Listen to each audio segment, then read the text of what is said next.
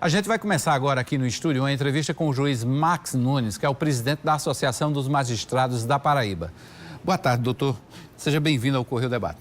Boa tarde, Hermes. Boa tarde a todos os telespectadores da Rádio Correio. Da rádio não, da TV Correio. Doutor Max, a gente, claro, que vem acompanhando no noticiário quase todo dia operações de combate à corrupção. O judiciário tem um papel muito importante nessas situações, especialmente a atuação dos juízes, né? Sejam eles de primeira, de segunda instância. Certamente, o judiciário a cada dia está sendo mais demandado a respeito de operações de combate à corrupção e tem desempenhado seu papel. E a Associação dos Magistrados da Paraíba tem também se empenhado, inclusive fazendo visitas aos colegas e às estruturas dos fóruns para poder conhecer o ambiente de trabalho do magistrado com mais de perto e levar ao Tribunal de Justiça nossas demandas de uma melhor estrutura de trabalho, de uma melhor estrutura na priorização do primeiro grau, para que o primeiro grau esteja aparelhado para tratar essas grandes demandas de corrupção de forma célere e efetiva.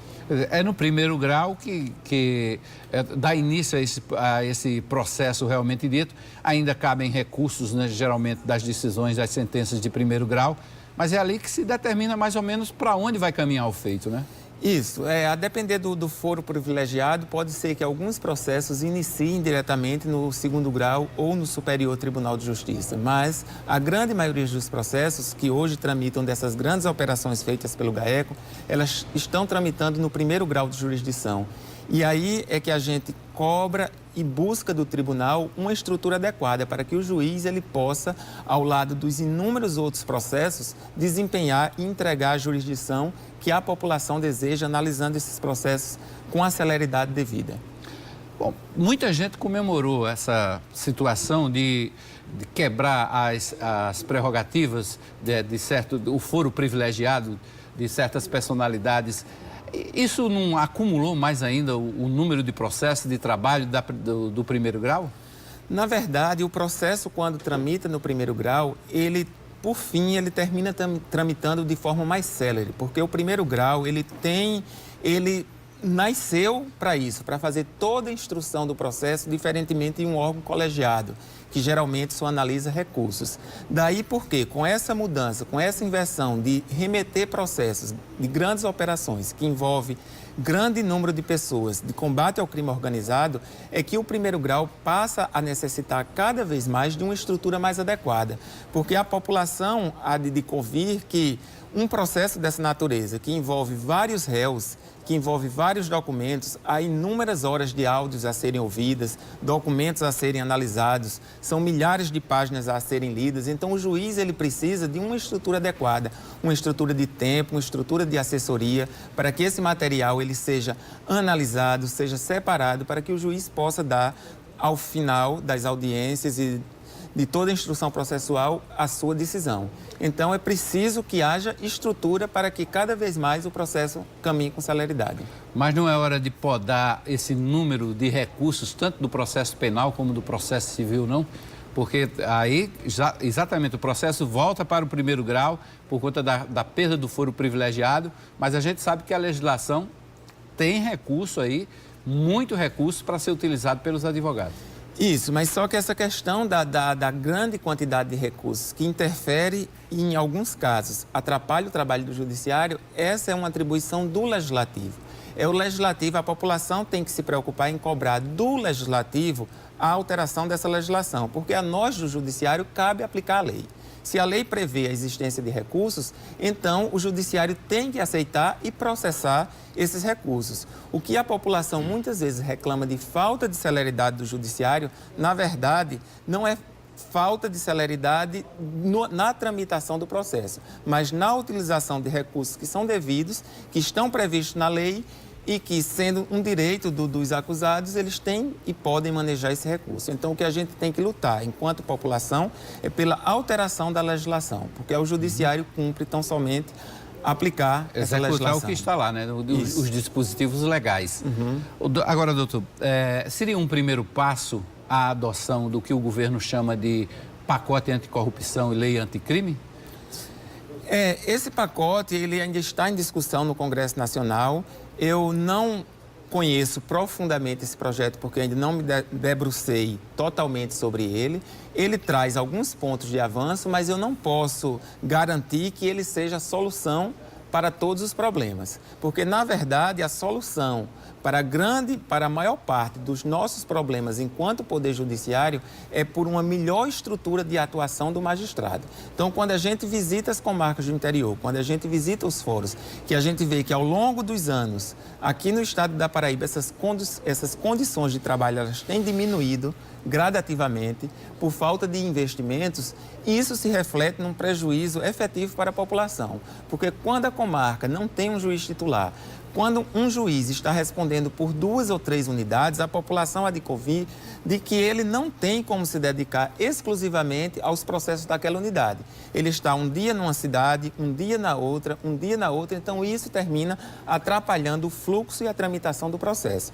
Então é preciso que o tribunal, dentro da sua execução orçamentária, ele deixe cada vez mais de investir os recursos no segundo grau e passe a investir os recursos no primeiro grau, no que a gente chama de priorização do primeiro grau, porque toda demanda, ela nasce no primeiro grau e é ali onde a justiça é entregue efetivamente à população. Mas, na verdade, a gente vê nos fóruns um acúmulo de processo muito grande, né? Nas comarcas também, principalmente no interior. Isso, porque a demanda, ela é maior que a capacidade de vazão.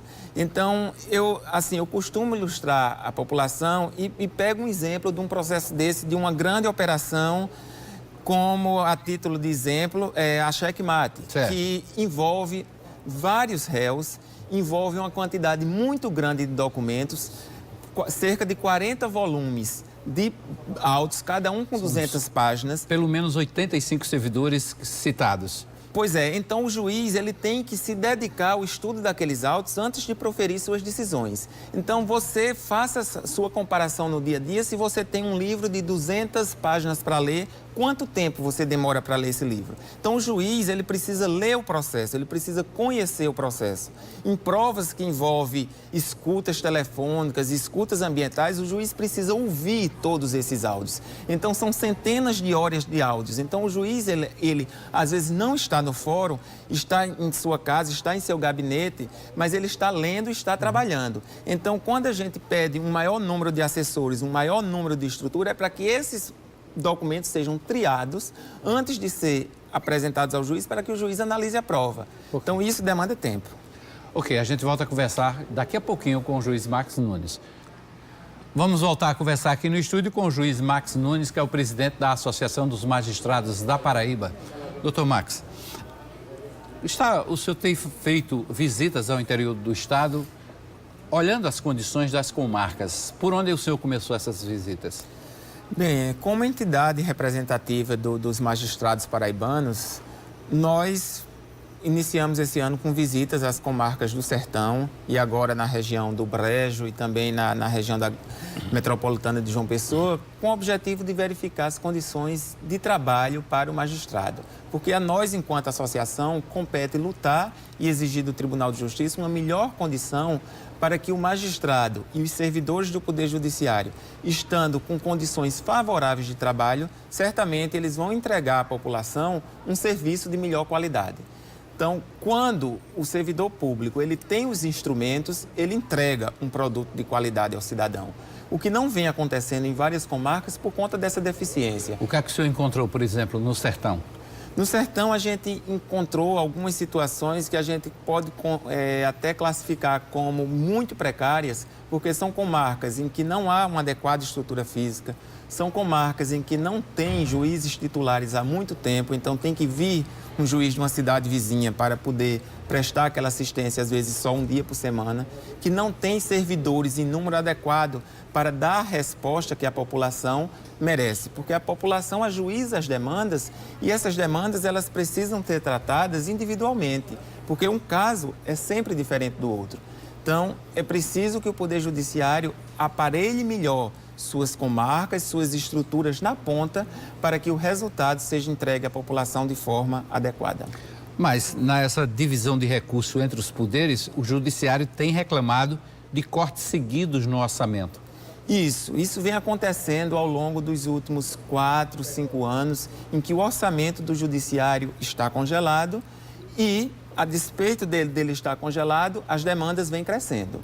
Mas mesmo o Tribunal de Justiça, com essa realidade fática de cortes orçamentários, de diminuição de recursos, do repasse do governo do Estado, nós, enquanto associação, a gente defende que, dentro da estrutura que o tribunal tenha, que ela aplique os seus recursos no primeiro grau. Então, que ela faça, dentro de sua execução orçamentária, uma escolha pela aplicação dos recursos onde a população mais precisa. É claro que o judiciário, para crescer, ele precisa de uma atualização do seu orçamento, porque o orçamento que hoje é repassado, ele tem sido contingenciado pelo governo do Estado e não tem atendido a todas as despesas que o Tribunal de Justiça tem lá na ponta. Mas é preciso também que o Tribunal de Justiça, que ele execute seu orçamento de forma a atender prioritariamente a população mais necessitada, principalmente nas comarcas do interior. No bloco anterior, a gente falava da atuação dos juízes de primeiro grau de jurisdição. Qual a sua avaliação enquanto magistrados para prisão determinada a partir da sentença do segundo grau?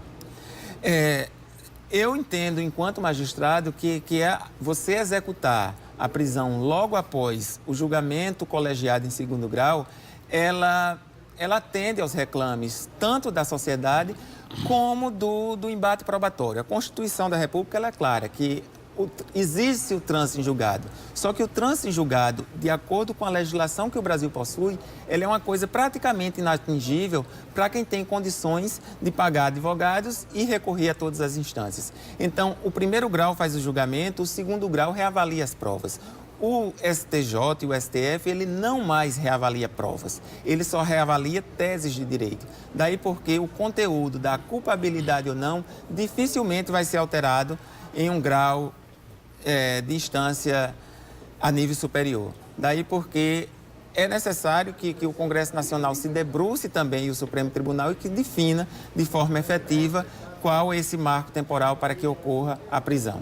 Ok, doutor Max, obrigado pela presença, pela entrevista aqui no Correio Debate. Obrigado também a toda a população.